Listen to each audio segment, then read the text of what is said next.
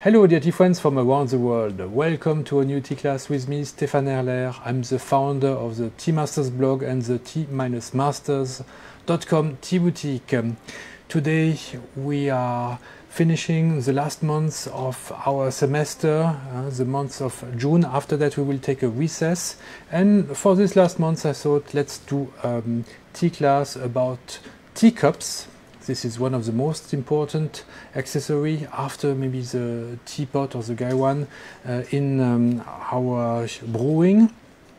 And you see that I already prepared several cups, all kinds of materials, all kinds of shapes and colors. And today we are going to focus more on the material of the teacup, the core material, the fundamental material. What is it made of? Is it pottery? Is it porcelain? What kind of clay? We really want to go to the core of this subject. And in other classes in the next weeks, we are going to talk more about the glazing, about the firing, about the shapes. But today we will focus on the clay and also define what is pottery, what is ceramics, what is porcelain, really to clarify these concepts. And to accompany me today, I'm going to brew some of my Zhengjian Tie Guan Yin from spring 2022. This one is a medium roast. It's the Tie Guan Yin you can purchase in the Hongshui category of my oolongs, and it is also part of the sampler set that I have set up in the sampler category, where it comes along a light roast, a medium roast, a strong roast, and a charcoal roast. We are going to see this sampler during the fall season, so I encourage you to purchase this sampler in the meantime so that you have it and we can together analyze it, study it in fall when we go back to class after the summer recess. So let's I see my water is boiling, so I start quickly to preheat my porcelain gaiwan, and I will let you know. So we talk about the clay, what is the clay of our teacups, because this is really at the core of the teacups. It's what helps to give its shape. And how well, pottery evolved quite early when humans started to settle down. They needed accessories to cook, and actually it was quite easy. They dug up some dirt, some mud, turned it into some shapes, fired it in some fire, and then this was enough to give these utensils, accessories, so that they can be hard enough and be used. This is still the way that some potteries are made in some parts of Africa. But in the meantime, the ceramists have tried to evolve and improve on different areas, firing stronger and stronger, higher and higher temperatures, and also the clay getting it more and more refined from this very rough mud coming to something that is purely white. This was really an achievement, and actually the first porcelain was not pure white. It was actually much more celadon, much more green looking. Why? Because the favorite the favorite jewel in China is jade. This is a green stone which has even some mystical properties. In the ancient dynasties like Han Dynasty, people were buried with some jade around their bodies. It was supposed to protect them in the afterlife. Jade was also part of the currency. It was worth a lot of properties. We say that with one jade disc you could actually purchase a whole village in those times, long time ago in Han Dynasty. And so when the keramists at the time in China, they were actually looking not to turn lead into gold, but they were trying to turn mud into jade. And with Celadon, this is actually kind of what they achieved. They were able to turn mud into a very hard piece of pottery that looked very green, very much like jade. And so this was the very first porcelain that was invented, and it dates from roughly 200 years before our time, during the Eastern Han Dynasty. And to qualify as porcelain compared to pottery, you needed to have three things, and to evolve, to make a jump in the technology in three areas. First, the mud that was used for the clay had to be refined very finely, and it had to include a lot of kaolin, from the name of Gaolin Shan, Mount Kaolin in Jingdezhen. It gives its name to this component, which gives the white color to the clay, to the porcelain clay. So first, this clay had to be very well refined.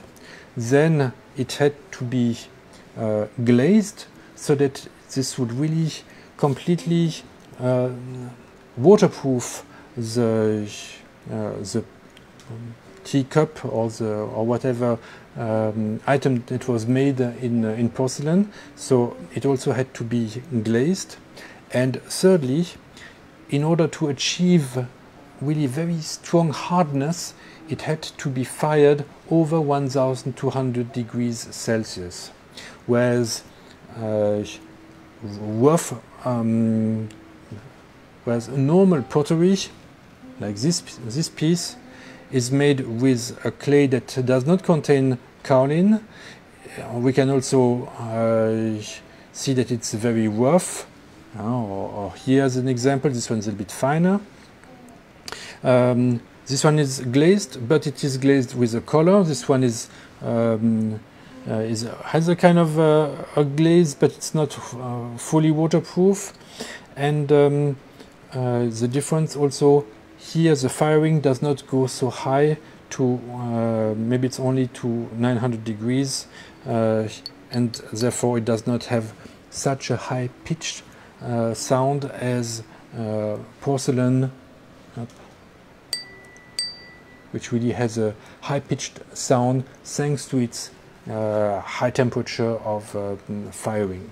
So, let me prepare some tea with this Tie Guan Yin so that we can taste it. Well, that's a lot of cups, but we are able to give each cup a little bit of water, even my wine glass.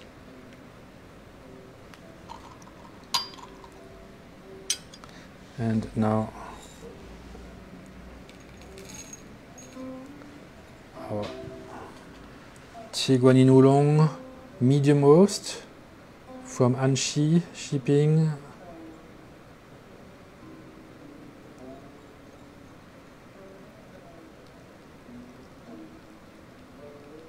Last year.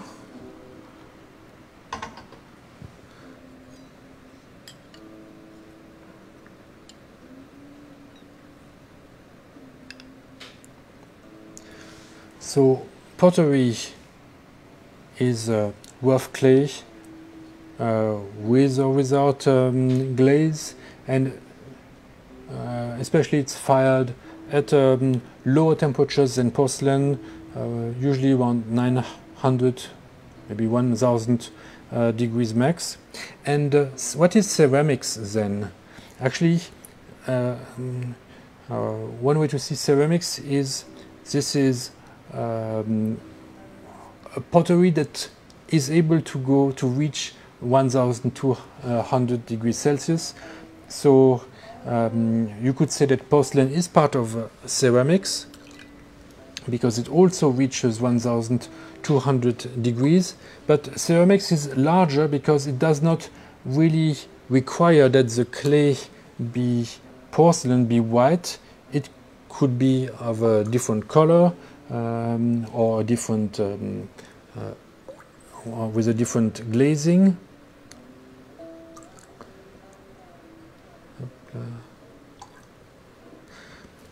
Now, so how do we really understand our clay in our teacups? Because when we look at these teacups from above,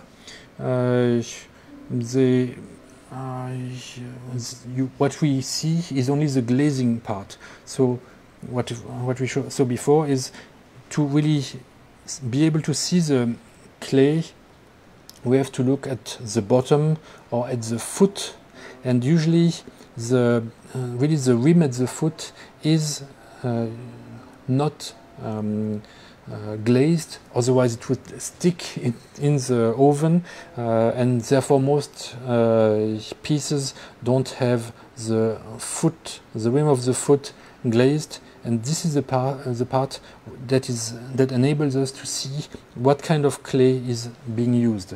So we can see that even though these two bowls seem quite similar in their black glaze, the clay is very different. Here we have more pottery clay, very rich in iron because it has a redder color. And this one actually is made more with a porcelain clay because it's really pure white under the glaze. So when you want to study your clay, look at the rim of your teacup. Oh, reminds me I forgot to empty my wine glass also. And now we can. Okay.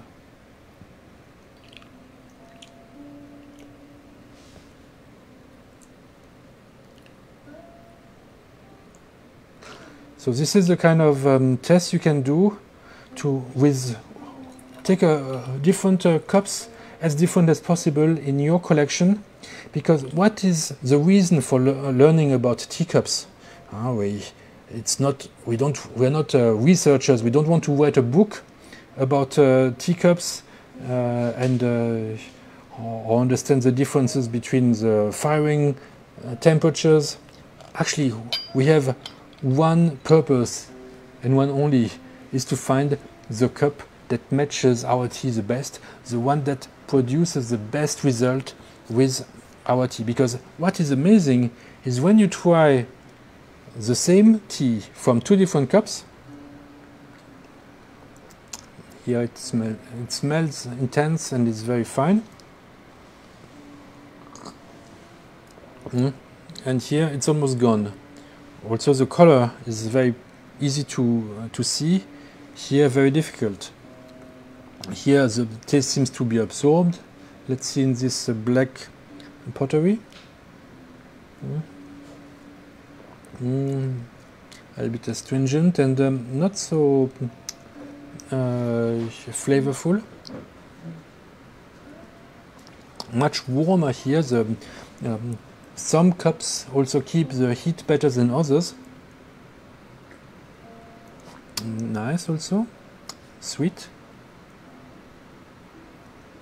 And this antique Ming Dynasty Deroi cup is even better. Now this imitation of Yuan Dynasty Qinghua cup. excellent. And our wine cup, we can play as if it were wine. It looks actually quite interesting. We have a good look at the color of the tea. It seems it's also interesting that it lets us smell it nicely with concentration of the flavors in this tulip-shaped wine glass. And I almost start to believe this is wine. Maybe an orange wine, yellow licorice, very sugar-full wine.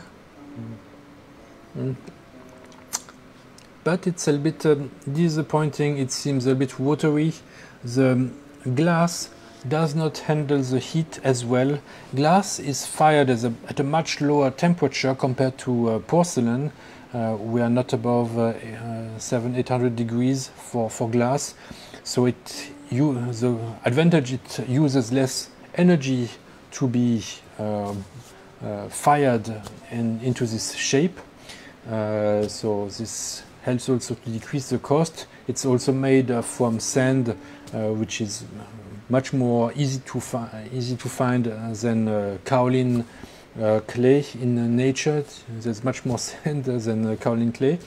Therefore, the glass can be much cheaper, but it does not handle tea as well. It feels a little bit watery, and the flavors are not so clear. At least not as clear than in this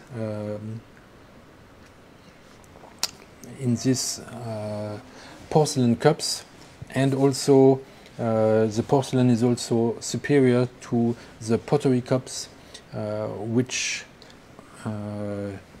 either you cannot see the color because the black glaze is really does not.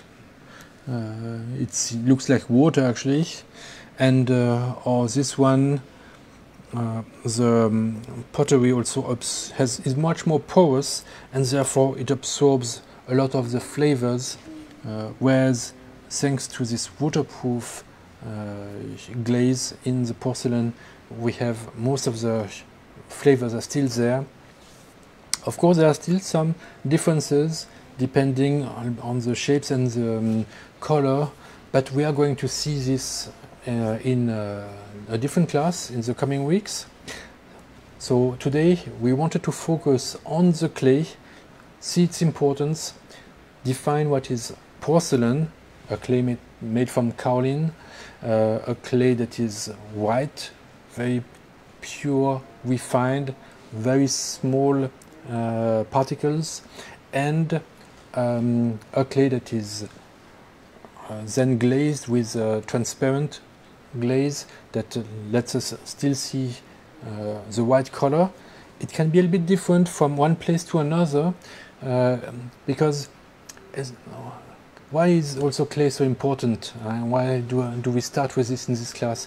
Is because clay is very heavy, so you could not transport clay in the past. So potters would work with the clay that they had in their neighborhoods, under their feet. They would not think of importing clay from 1,000 miles away. They would do this for the painting, for the cobalt, this underglaze blue color. This would come from Persia up to China, but you did not need so much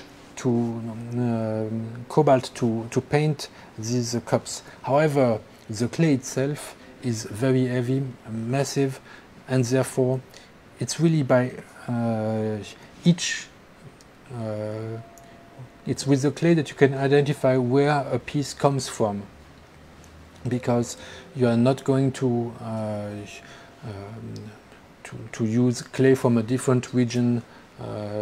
If you are a potter, you are going to use the local clay. And with this in mind, this is really the top thing to understand about antiques, looking at the clay, because the glaze can be and the colors are easy to change, but the clay is our fundament, is our it is at the core of our teacup, and this is not possible to change so easily. And so I hope that you will have found out that different cups produce different results. Today we already see huge differences between pottery, glass and porcelain, and we see also some minor differences between different porcelains depending on their color or shape or age, and we are going to discuss these factors more in detail in the coming weeks. Thank you very much for your interest, and I see you next week again. Bye bye.